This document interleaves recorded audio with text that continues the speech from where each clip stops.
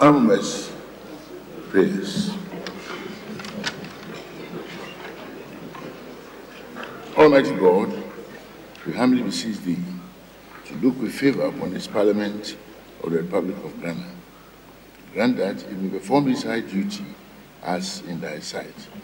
Give divine guidance to the President of the Republic, endow members of Parliament and ministers of state with discernment and vision, integrity and courage, that through the labours of government this land and people may be well and truly served, and their good purposes for the common human life be realized in our midst. Amen. O God, grant us a vision of our country, fair as it might be, the country of righteousness, where none shall wrong his neighbor, the country of plenty, where evil and poverty shall be done away with, the country of brotherhood, where all success shall be founded on service and honor shall be given to the deserving, the country of peace, where government shall rest on the will of the people and the love for the common good. Bless the efforts of those who struggle to make this vision a living reality. Inspire and strengthen our people that they may give time, thought, and sacrifice to speed the day of the coming beauty of Ghana and Africa. Amen.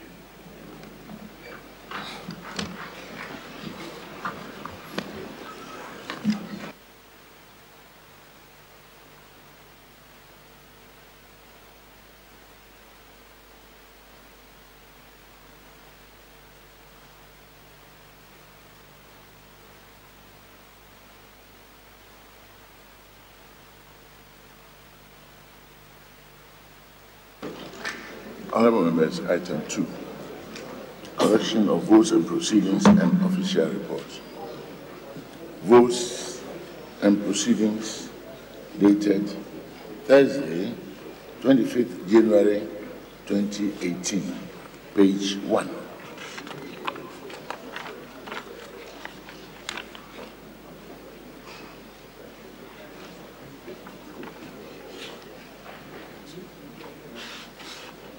Page 2.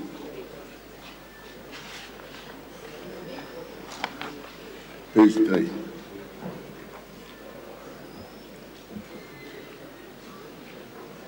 Page 4. Page 5.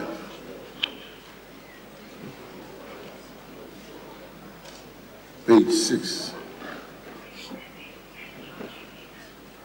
Page 7.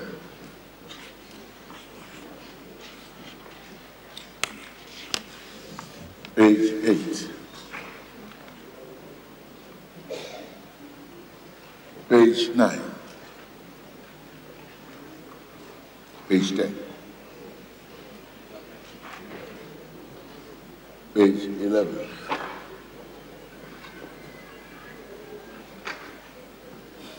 Page 12.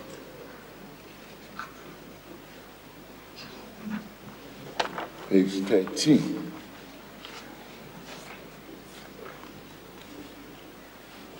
Page 14. Honourable Members, votes and proceedings of Thursday, 25th January 2018 are hereby admitted as true record of proceedings in the absence of any corrections. Official debate dated Sunday, 21st January 2018. Any corrections? Honourable Members.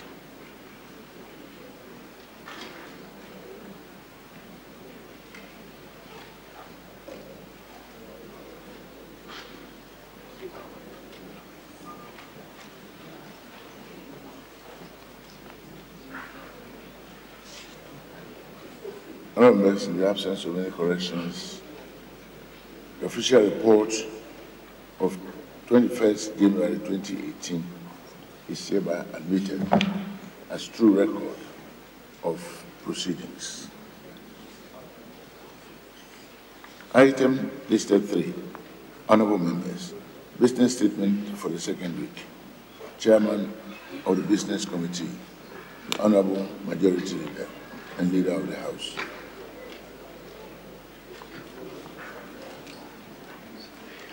Speaker,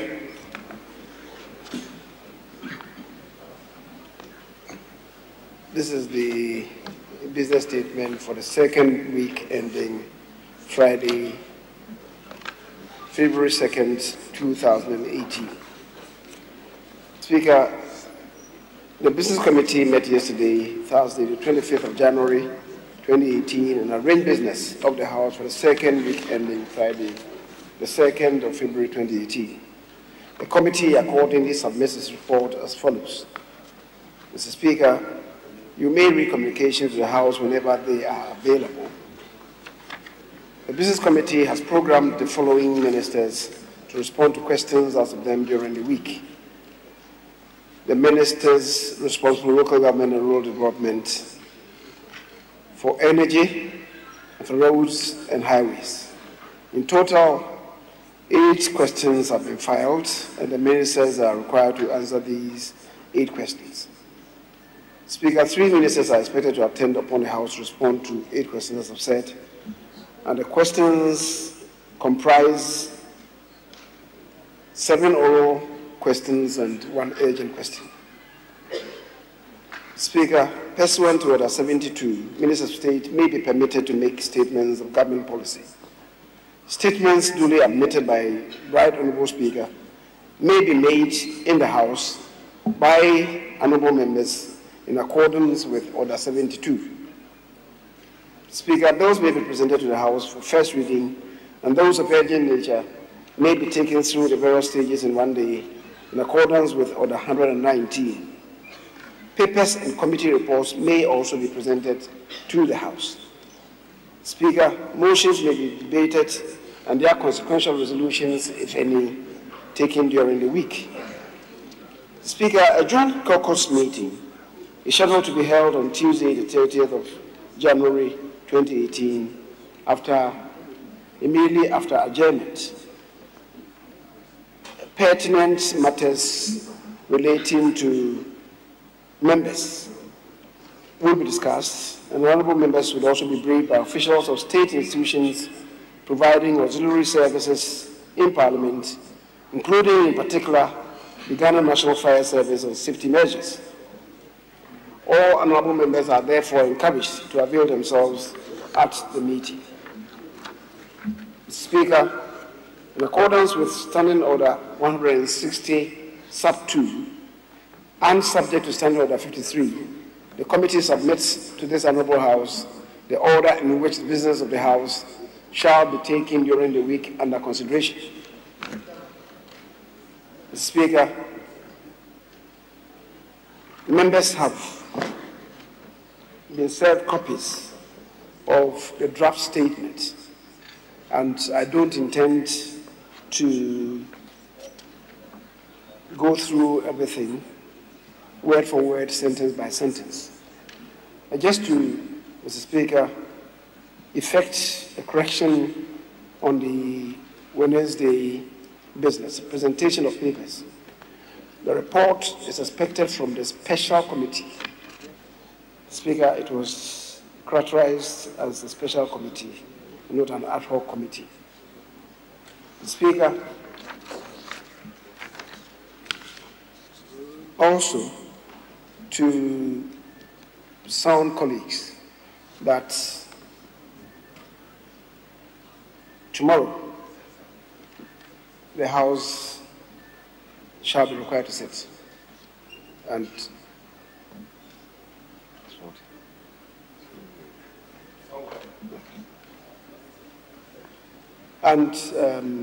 Speaker, we are required to sit at 8:30 in the morning. It's likely that we will not be here for more than an hour and a half, and so we shall have sufficient time to attend our other social activities, including funerals. Mr. Speaker, thank you very much. Thank you very much, Honourable Leader of the House.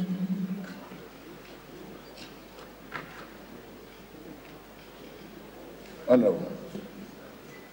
Very grateful, Mr. Speaker.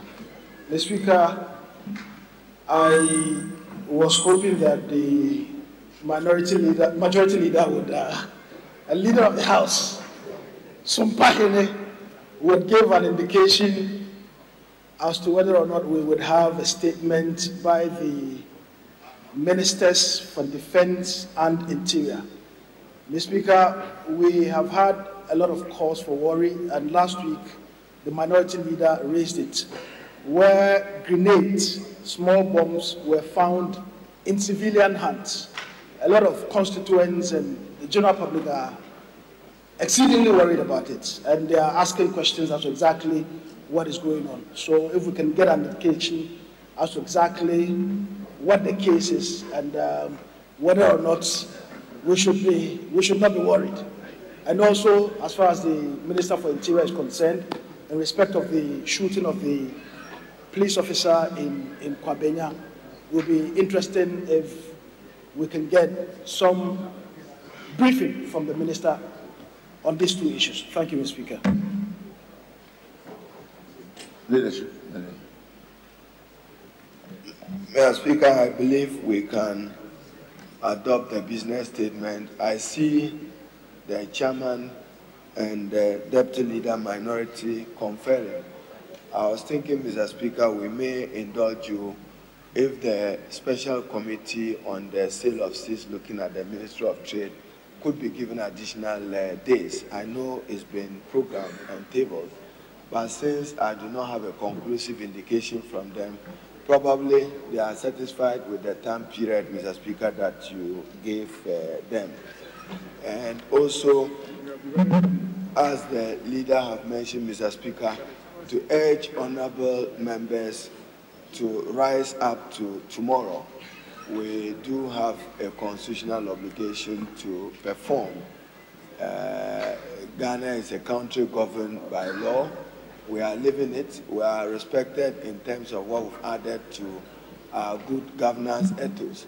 Therefore, even though it's a weekend, members should endeavor to be early so that we will do what is appropriate to keep the state and the business of state in the good hands as we are being told. Thank you, Mr. Speaker. Leader of the House. Honorable Majority Leader.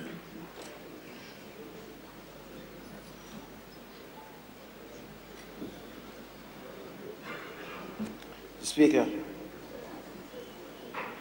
the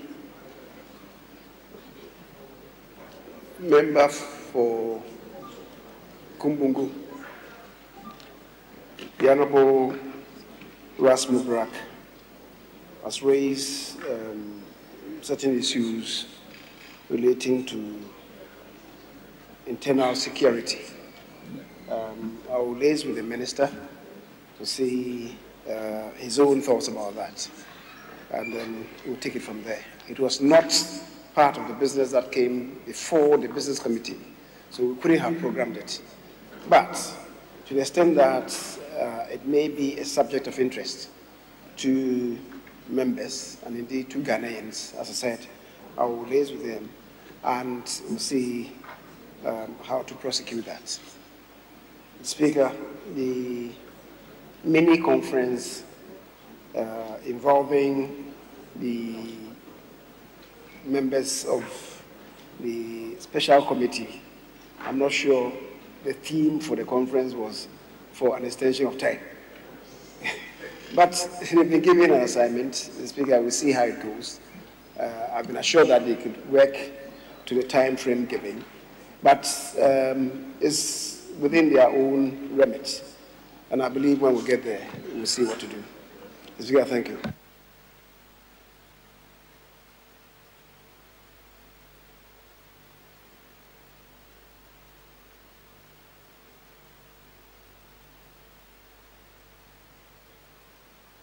Honorable members, that brings to an end the business statement for the week, which is accordingly adopted. Item 4, please. Statements. We have a joint statement by the majority and the minority leaders regarding the burial today of General Okai, one of the most distinguished soldiers in our motherland, whose funeral is actually taking place about this time. If at any given time we hear the firing of musketry around our presence, this is the reason. Leadership, you may make your statements, please. Thank you very much, Mr. Speaker, for the opportunity. Mr. Speaker, respectfully, just to make the distinction that this is a statement that has been adopted by the House to be read as such. Not really a joint statement, but a statement that is being made for and on behalf of this House, to which the minority leader may also contribute. Speaker, it is with deep sense of misty feeling that the Parliament of Ghana pays this tribute to a patriotic and illustrious son of this nation, Lieutenant General Lawrence Abuaji Okai, whose mortal remains is within the presence of Parliament as we speak. Speaker, Lieutenant General Abuaji Okai was born on the 19th of October, 1931, to Mr. Charles Edmiston Okai and his wife, Felicia Achumwa Amankwa, both of blessed memory, who welcomed him as their third son into their home at Achim Marse, located in the Achim Abuakwa State. Speaker, Mr. Charles Okai was a hard-working cocoa farmer and the mother, a dedicated wife and stalwart of the local Methodist Church. His formal elementary education began at Achim Marse and continued at Achim Asafo Presbyterian School from 1939 to 1946. Speaker, his education was balanced with his work on the family farm and other family responsibilities alongside his siblings, but with firm and steady encouragement from his mother, whose quest for an exemplary education for his son he got encouraged by. It soon became clear that his ambition and perspectives were not to be limited to his surroundings. Mr. Speaker, his own father, a product of Richmond College, now in Fanspim School, who hoped his son would become a lawyer or a teacher, made the defining decision of sending him to Achimota School, even though Abuaji believed that would make a good agricultural scientist. Speaker, Lawrence entered the College of Technology, now KNUST, in Kumasi, as a pioneer student in 1952.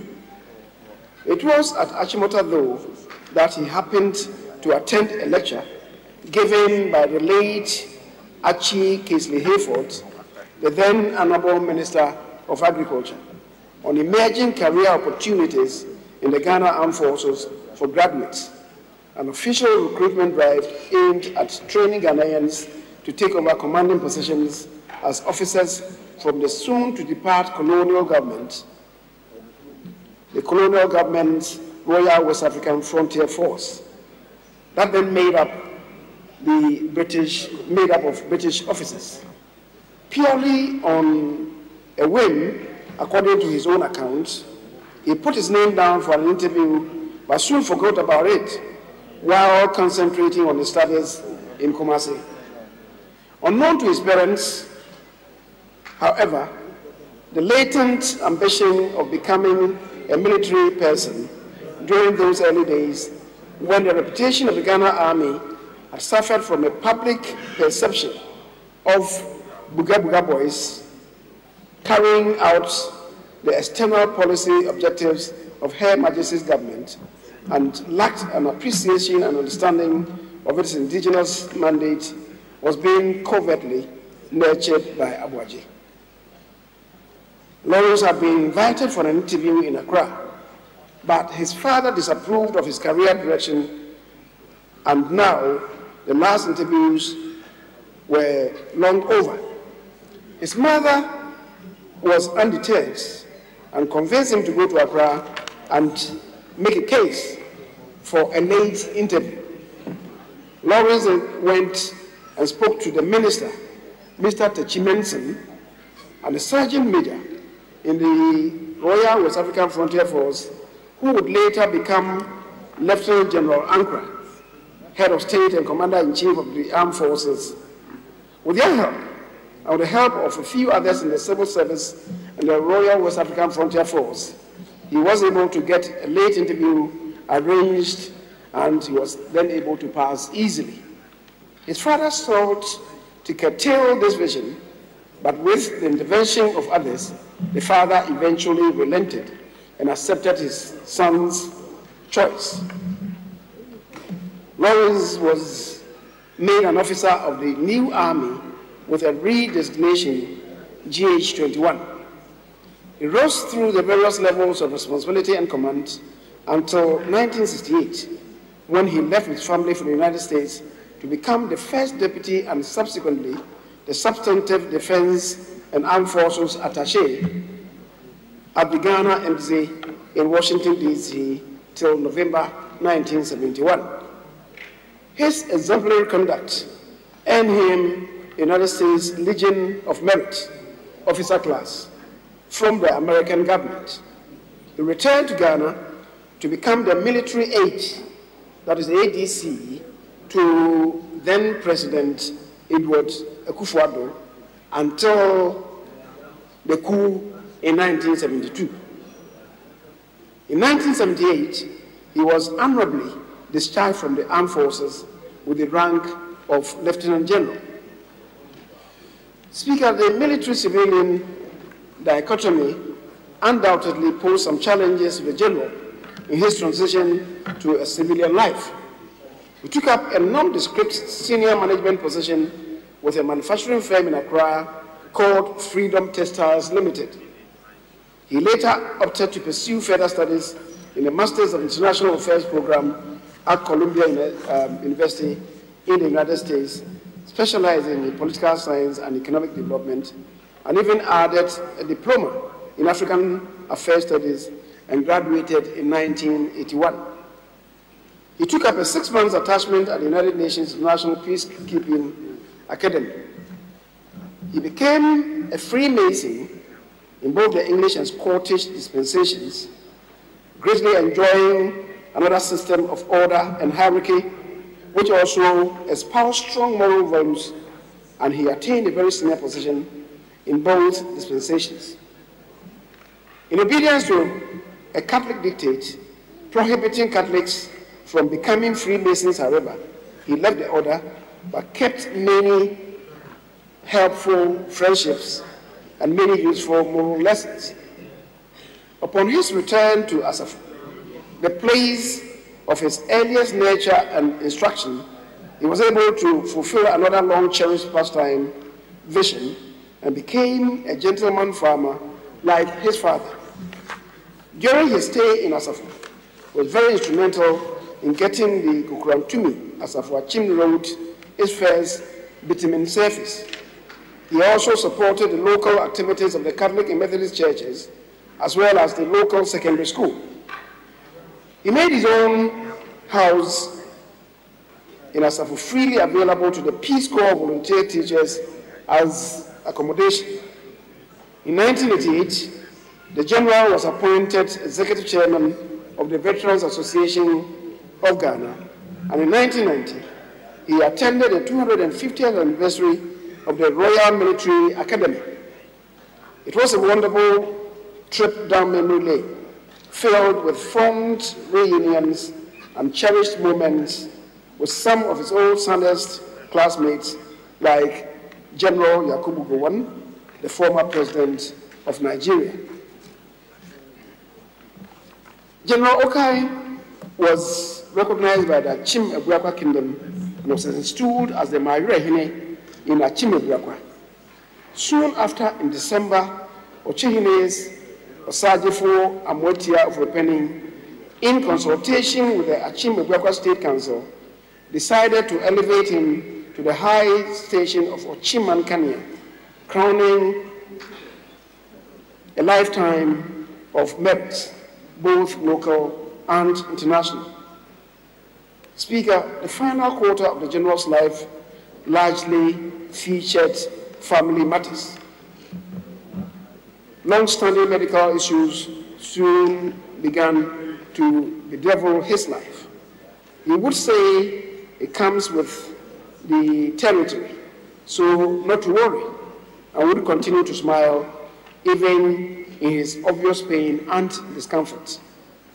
The officer in him also stubbornly resisted assistance unless absolutely necessary. Many of his friends and family saw him as a father or grandfather figure. He spoke from hard-earned experience, since all through his life he had to fight against many obstacles and prejudices to move forward and to survive. On Thursday, the 5th of February 2017, General returned from a funeral of an old army colleague and suddenly felt disoriented. He was admitted at 37 military hospital, and unknown to the family, there would be no return. His condition improved slightly, but then dramatically worsened over the next few weeks, until finally on the 26th of October, when he failed to respond to treatment. His Holiness Pope Francis, on the 14th of January 2018, posthumously conferred on General Lawrence Abuajokai a papal knighthood. Death undoubtedly sought to rob him of this merit. He was survived by a soulmate, Margaret, 4 children, and 13 grandchildren. Lieutenant General Lawrence Abuajokai, the farmer's son, you manifested many of your father's qualities with a contemplative dignity, discipline, and astuteness, combined with your mother's tenacity, humility, and generosity, and grew up to command the nation's armed forces.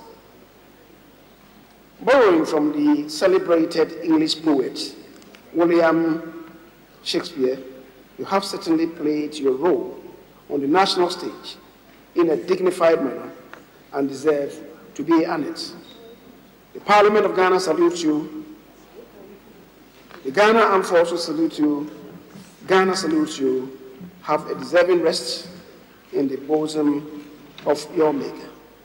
Speaker, may the soul of Lieutenant General Lawrence Abuajokai and the souls of all faithful departed rest perfectly in the arms of the Maker. Speaker, thank you for the opportunity.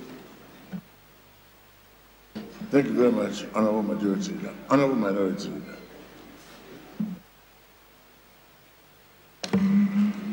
Speaker, I thank you for the opportunity to contribute to the eulogy of Lieutenant General Lawrence Okai.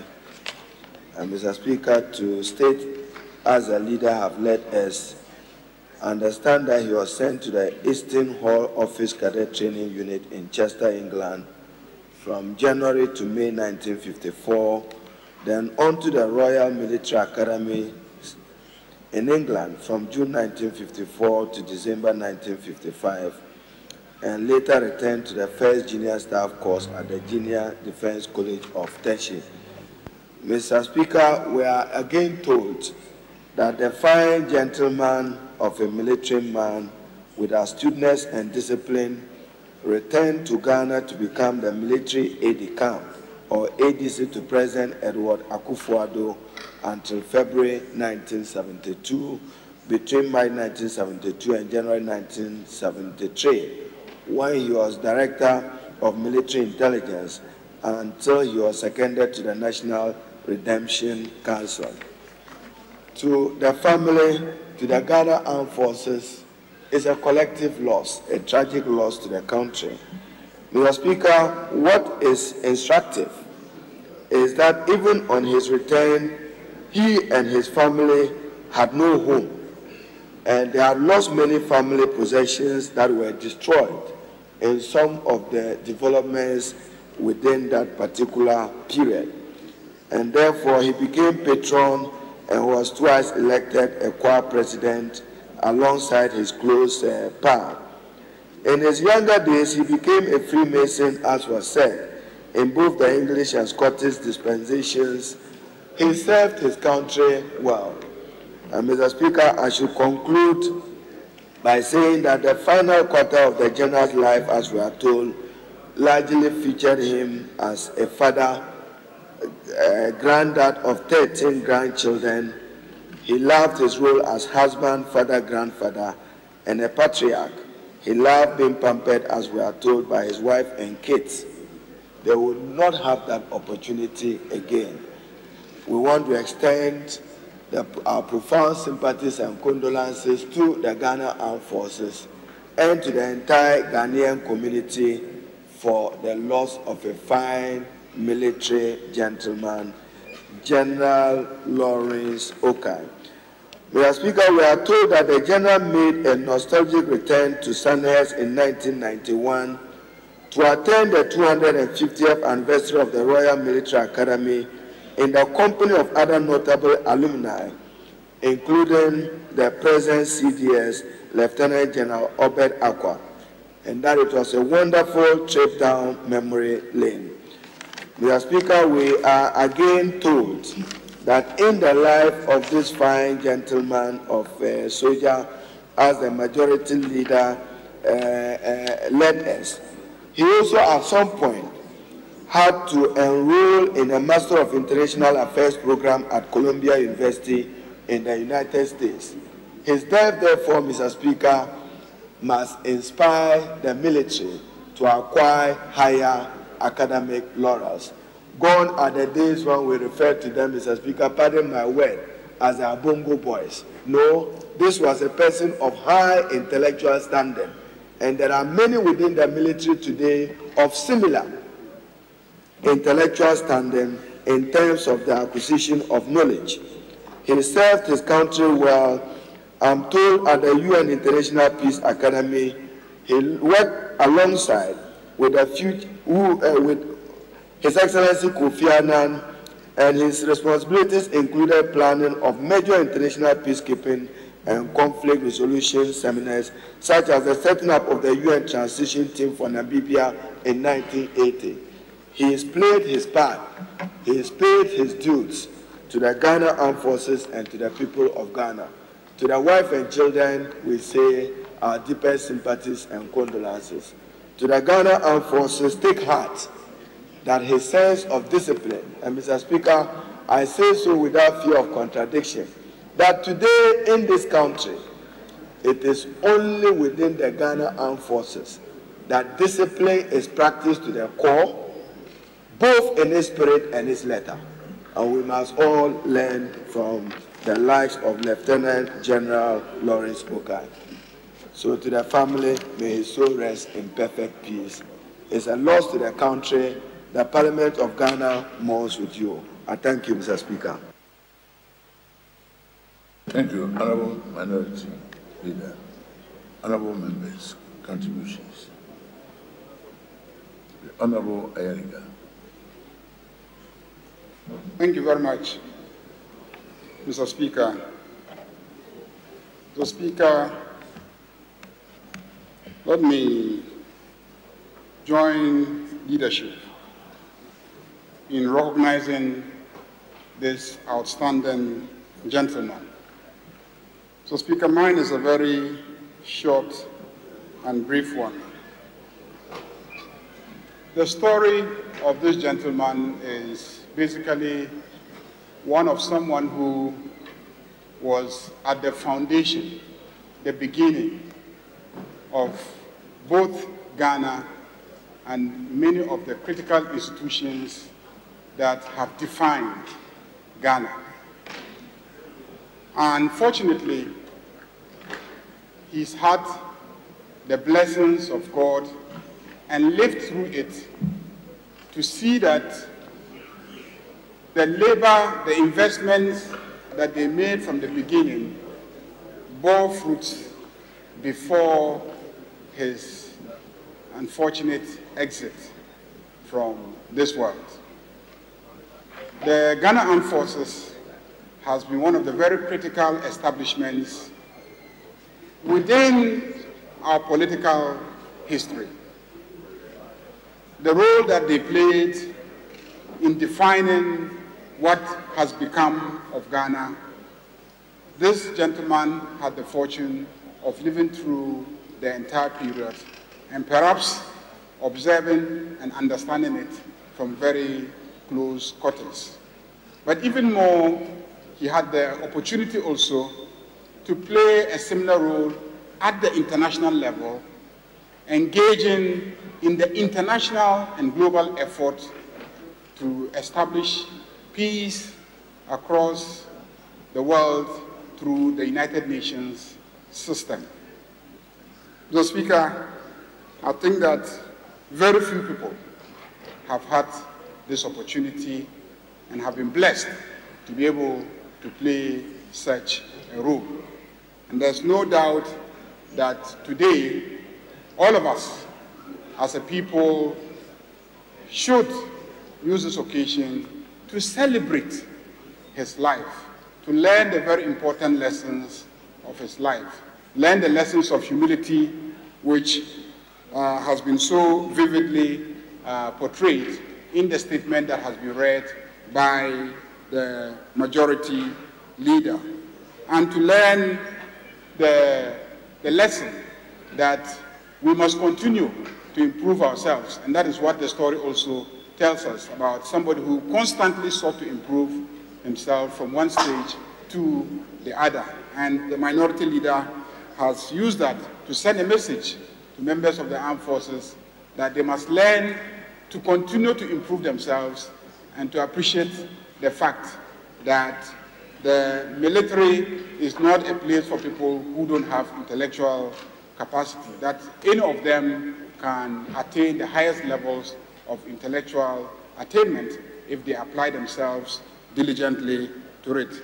Mr. Speaker, on that note, let me join leadership in consoling the immediate family, the bereaved, and to join all Ghanaians to pray that God grants him all the mercies and receives him warmly into his bosom. Thank you very much, Mr. Speaker. Thank you, Honorable Ayariga.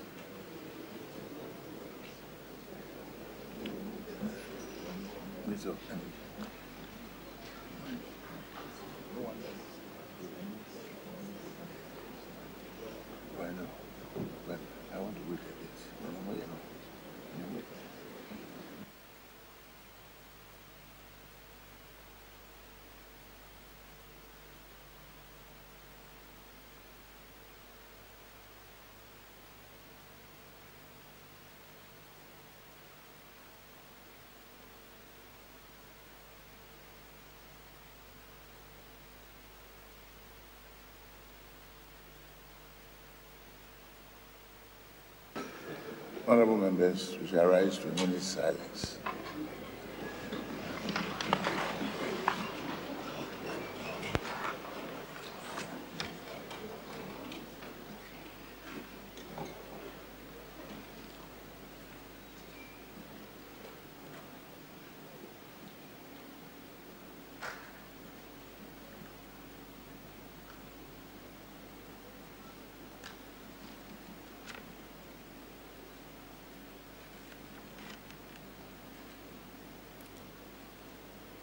In the soul of the late General, and those of all the faithful departed rest in perfect peace. Amen.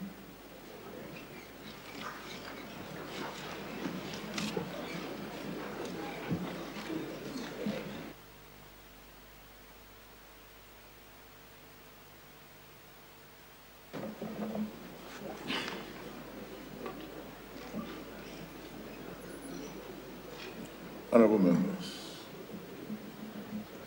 at the commencement of public business, item 5, Honorable Minority Leader. Speaker, before the commencement of public business, I wanted to indulge you to draw attention to a matter of public interest. And I have with me here the Daily Heritage newspaper of Friday, January 26, 2018, with a caption headlines, Ghanaians angry with a quote over ban on names such as Nana, Ni, Junior by birth and death registry. And probably Tugbe. So your Nana Sumpaini, the date of the registrar of births is saying that if you so deem to want to have it as your name. Mr. Speaker, I'm raising this so that this House will summon the Minister for Local Government and the management of the births and deaths registry to explain to this House where the source of their power is, that they can say our President Nana Addo Dankwa Akufo-Addo. That is his name, accordingly. And Mr. Speaker, in this House, there are many of the Nanas and their niece. I see Nana Ekuya Usu Afriye, that one, Dr. Nana Afriye, Nana Yu. What happens? And Mr. Speaker, it means that when I give birth, someone sitting somewhere wants to determine to me what name I should give to my son or daughter. If I decide that he should be Haruna Jr., that is Haruna Jr. If I decide that he should be Chirfo Aduna, that is a name. So, Mr. Speaker, I have looked at the Registration of Births and Deaths Act 1965, Act 301. And Mr. Speaker, I have looked at the clause in relation to registration of births, in particular 10, registration of names subsequent to registration of birth. Once we establish that there is a birth and you've gone through the process, the Honorable Osei, Minister for Monetary Evaluation, if he chooses to name the son or daughter Enana, why should he be prevented? If they want a revision of the law, this is the appropriate institution. I'm not sure Parliament will be amenable even to give them a hearing or consider a revision of it. Because niece and nanas, they are part of us and part of our culture. So, Mr. Speaker, I'm raising this to invite the majority leader, who is leader of government business, that the Minister for Local Government and the Births and Deaths Registry should give us cause why they should not stop this illegality, because they do not have the authority under the laws of Ghana to ban those names, and must give us reason why they are proceeding on this lawlessness. I thank you, Mr. Speaker. Thank you very much, Honorable Minority Leader. Honorable Majority Leader. Oh, Deputy Speaker. Thank you, Mr. Speaker. Mr. Speaker, first I wish to recall that the registrar apparently attempted to bring an amendment to the Act, and the Committee on Local Government at the time flatly refused to deal with that. It should not bring any controversy into our country. But I think it must be understood that the names Ni, Nana, Tobe, and other things, they have relevance in our culture. Mr. Speaker, I call my father Papa. So if I name my son after my father, I can't call him by his raw name. It is a reverence to my father. So if I name my father, I call my father Papa, and I name my son after him, I call him Papa Osei. It becomes part of his name. You can't decide that you have refused to recognize the name I've given to my father. And I think that it is time public and civil servants understood that the powers given to them are all written in codes, and they are not entitled to exercise any powers that Parliament has not given to them. They are not giving any discretions in these matters. And if they think that there's a need to amend the law, the appropriate thing is to go through the respective ministries and bring the bills before the House for the amendments to be done. They are generating needless tension in the country. I've just read that a group has served notice to the Attorney General that 1 month from time, they are going to bring an action against the Attorney General in respect of this matter. If that they carry through their threat, they are wasting public time because of a power that the registrar doesn't have, attempting to exercise a power that it does not have. So, Mr. Speaker, I think it is important that people who take public office should understand the culture and the practices of the people they serve, and not to impose their personal wills on us. I thank you, Mr. Speaker. Thank you very much. Honourable Majority Leader. Speaker, I agree with the sentiments expressed by both the Minority Leader and the first Deputy Speaker about these matters. I think they are very germane. The Speaker, names in Ghana have significance. The names that we confer on our children have cultural value, and they in themselves represent some identification of where a person is coming from. And I do not think that it lies in the power of anybody to determine a name that should be given to somebody from a different cultural setting. It doesn't lie in the mouth and indeed in the power of the registrar of births that a name should be given or should not be given. Mr. Speaker, the first citizen of this country bears the name Nana. It is not an accolade. It is not a title. The president of this country is Nana Addo Dankwa Akufo-Addo. That indeed is his name. You cannot sit somewhere and say that I will not allow you to use that name. I'm wondering where he thinks he's deriving his power from. A former first lady is called Nana Kunedu Ajiman Rawlings. That is her name. You cannot sit somewhere and say that I wouldn't allow you to use Nana as part of your name. The Speaker, the Minority Leader drew attention to some names here in Parliament. I was just going through the first few pages of our votes and proceedings for Thursday, 25th of January. And I noticed indeed, as he said, Nana Ayo Efriye. I noticed Nana Ekua Owusu Efriye. I noticed Nana Amuako, the member for Upper Dentra East, soon to get married. And Amuako soon to get married. I think he's marrying in 2 weeks' time. The Speaker, there is a Kofi Amuakohene. I believe very soon the man will be descending on that territory as well. If you bear the name of Hene, you should not use it. The Speaker, I see Nana Dokua Esiema Aji. She should also not be allowed to use the name. Ni Lante Banda. Ni is Nana.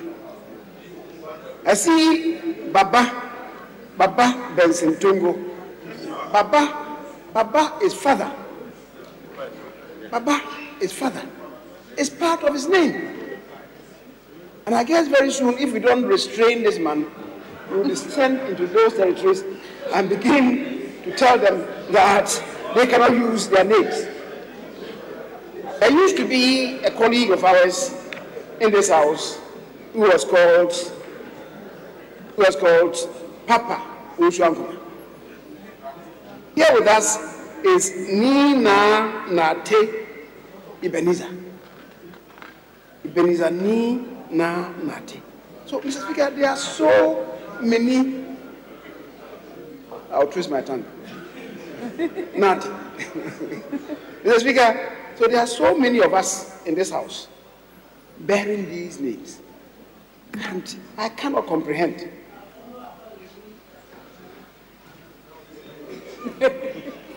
Mine is a title, it's not part of my name. My Nana is a title, it's not part of my name. He's talking about those of them who bear those names originally. And, Mr. Speaker, I agree with the minority leader that confusion should not be introduced where there's no confusion. And we would want to invite the registrar. And should I also add Tina Gifty Na Ayele Mensa? Na Ayele. Na is Nana. Let's speak. Confusion should not be introduced where there's no confusion. And I believe we should invite the registrar in the company of his superintending minister to come and explain to us what the meaning of this is and where he thinks is deriving his authority from. Maybe he's misconstruing some law somewhere that is unknown to us. So, Mr. Speaker, let him come, because there are too many people populating this house. I just seen Emmanuel Ni Okai Lai. Ni Okai Lai. So many of us bear such names.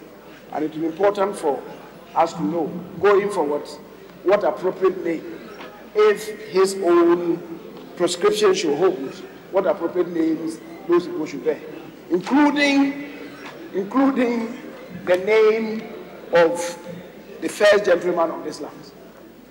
I thought the man would be timorous trying to invoke this when the first gentleman of this nation bears the name Nana Adudanko Akufo-Addo.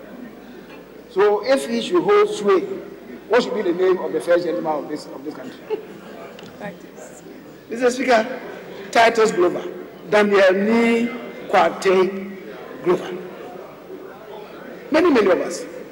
So, Mr. Speaker, as I said, I agree with the minority leader and also the first deputy speaker that we should invite the registrar in the company of the Minister for Local Government. Indeed, Tuesday there is a joint caucus that's been programmed. So perhaps, Mr. Speaker, the House will extend an invitation to him to appear before us in a joint committee, in a joint caucus meeting on Tuesday, for him to explain to us the intent of that order. That's his issue. Mr. Speaker, thank you very much. Thank you very much. The Honorable Minister for Local Government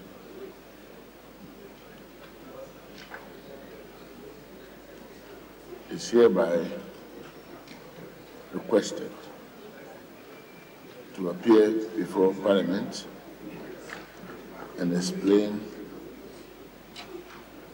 matters relating to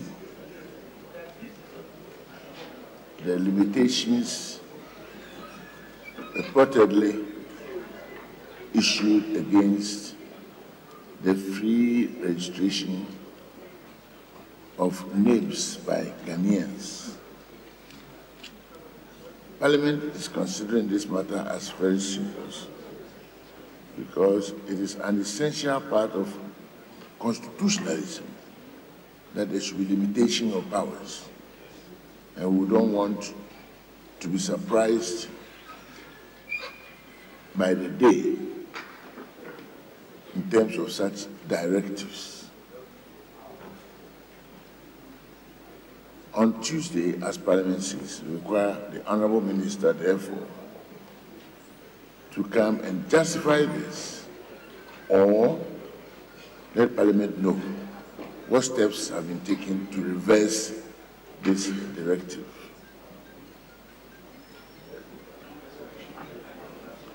Under the English legal system, a writ of quo warranto will have been issued immediately by Parliament against such an official. So we thank the Honourable Minority Leader for bringing this to the attention of the House because it's a matter of great importance. You must act within the parameters of limited authority and power. For now, we will simply invite the Honourable Minister to seek the relevant advices and let Parliament know what has been done to reverse this or to justify it before this House. Thank you very much. Item listed 5, motion. This motion was moved on Thursday, 25th January 2018. Honourable Deputy Majority Leader. Mr. Speaker, the indication I'm getting is that we move motion number 6, and that motion hasn't been moved yet. Wait a minute. Motion number 6 is what we should take, Mr. Speaker. I'm explaining. Come again, Mr. Speaker. Motion number 8, number 5. There is something about it. Oh, rightly so. And that is what we are moving on to. Rightly so, Mr. Speaker. If you kindly wait a moment. Okay, thank you. We'll make progress. Motion listed 5 was moved on Thursday, 25th January, by the Honourable Chairman of the Committee, Honourable Abiji, and duly seconded by Honourable Ochre Ajikum. The debate on it will continue.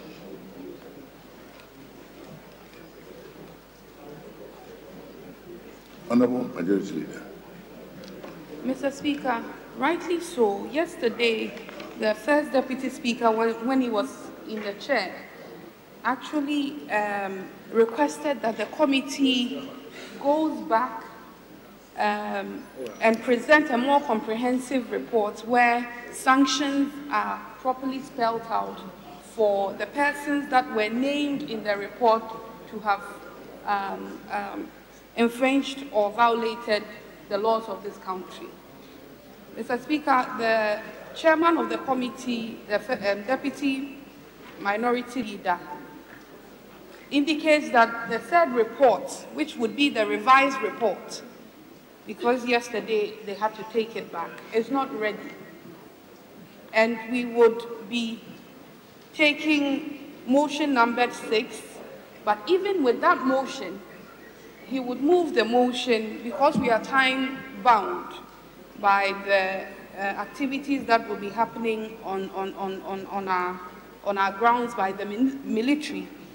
The indication I'm getting at pre-sitting was that he moves the motion, but we would not take, which will be seconded, but the debate will be deferred to Tuesday, respectfully, Mr. Speaker. Honourable Deputy Minority Leader. Mr. Speaker, I thank you very much. I'm going to move motion number 6, but I think that I need to do a bit of correction. Mr. Speaker, I did not make any indication that there's going to be a new report Mr. Speaker, in actual fact, I was on the floor yesterday before the Speaker made a ruling. But I think that we should hold on with that and then take it later, not that we are going to come back with a new report.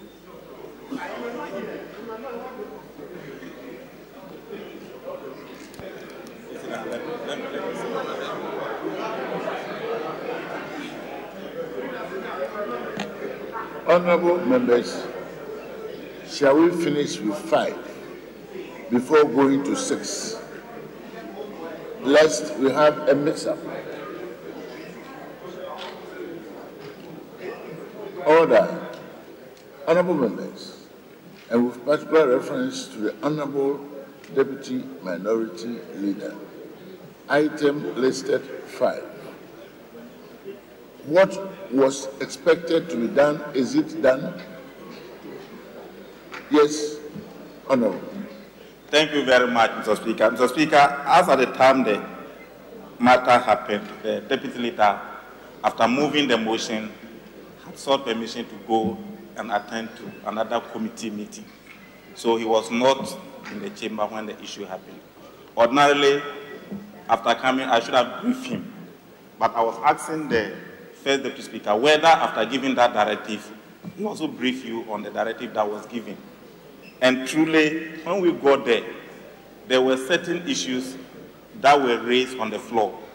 And the directive was that the report be sent back to the committee, for the committee to revisit it. There were certain issues that were whispered to the leadership by some of the members, and those issues were not in the report. So it was in the collective wisdom of the House that those issues that were raised or that happened there should all be included in the report, for the report to be brought back to the House. That is what the directive that was given by the First Deputy Speaker yesterday. I should have briefed him on that. Thank you, Mr. Speaker. In the circumstances, item listed 5 will continue to be stood down for the report to reach the House. Thank you. Item listed 6, motion. Chairman of the committee. Mr. Speaker, my understanding is that the 6 should also be stood down to be taken another day. Not ready to proceed.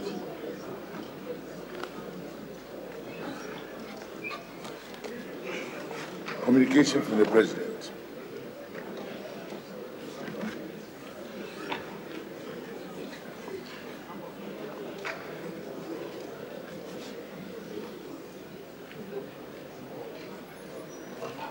Addressed to the Right Honorable Speaker.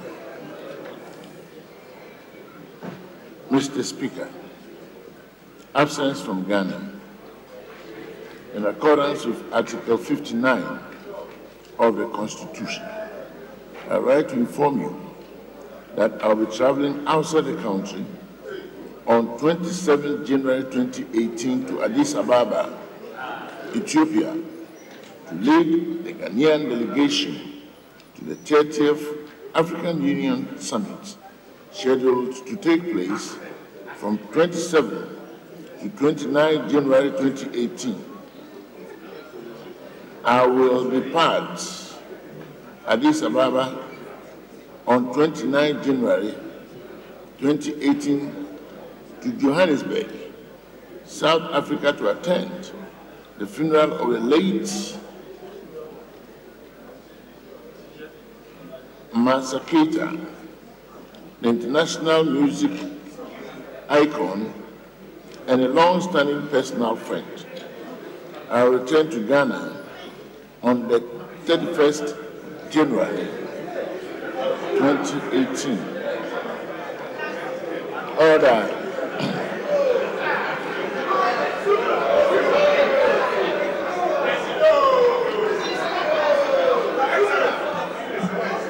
Order. During my absence and given the absence of the out of the country of the Vice President, Alhaji Dr. Muhammadu Bawumia, You shall, that is addressing the Speaker,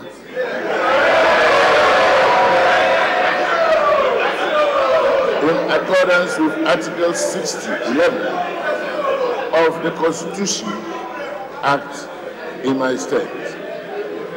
Yours sincerely and with warm regards, the President.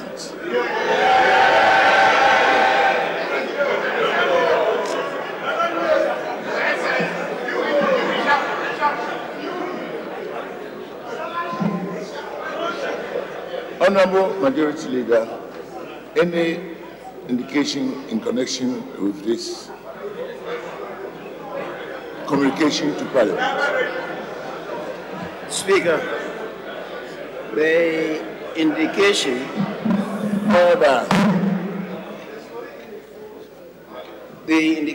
as I sounded this morning, of course I couldn't expatiate at the time because we have not had the official communication from the President.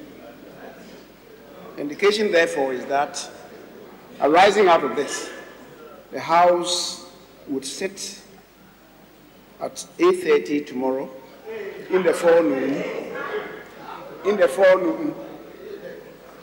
8:30, in the forenoon.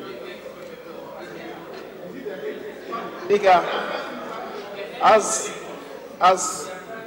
as we have been informed, the President is programmed to leave between 8:30 and 9. If he should leave at 8:30, we shall be ready to have the Speaker sworn in before Parliament and in Parliament. The Speaker, I believe the raucous response is indicative of the fact that people want an extension of your kingdom.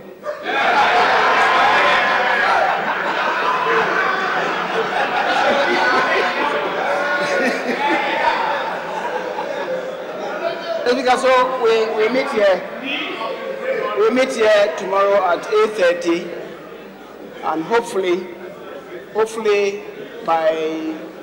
by 10 o'clock latest, we would have finished the business to enable members, tomorrow being Saturday, to attend to their other social functions.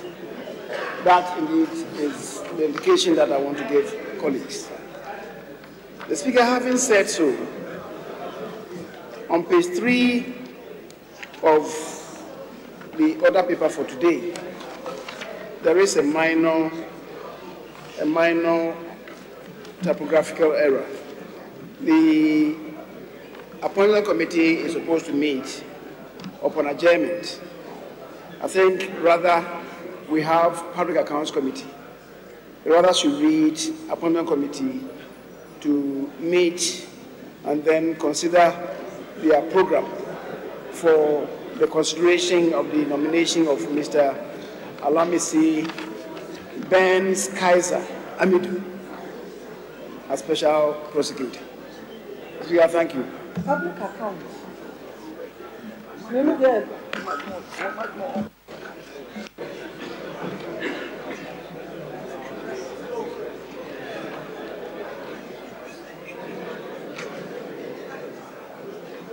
Speaker, there being no other business before us, therefore, I beg to move that this House adjourns proceedings until tomorrow, Saturday, the 27th of January, at 8:30 in the forenoon.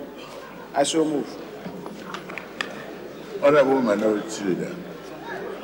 Speaker, I rise to second the motion. All those in favor of the adjournment to tomorrow, say aye. Those against say no.